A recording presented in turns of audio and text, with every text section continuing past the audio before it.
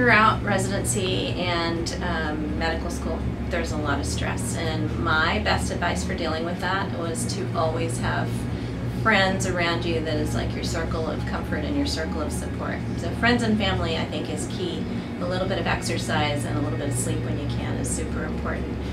But for me, it's always very fun to take a little time off and break free completely from the hospital setting, because sometimes you tend to work, and take a little mini break. The best idea is take a big break, even if it's just for a weekend or a day, and get some outdoors, get some sun, and get some away time so that you feel like you've closed that chapter.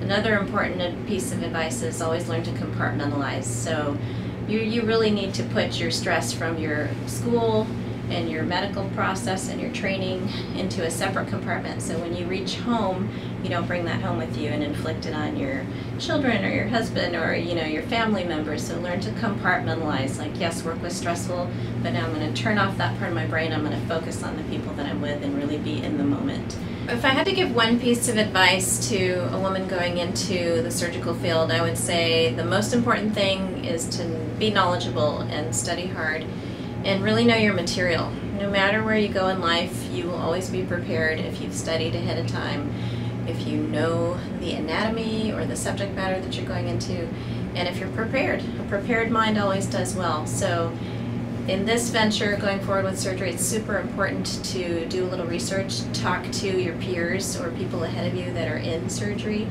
Women who've achieved something that you want to do, you should go and meet those women, and you should ask them about the steps that it took to get to where they are in their lives, and then get their advice at each step along the way. It's very important to ask the person the year ahead of you, what classes did they take, what's the right thing to do, what's the way to study, what internships do you do.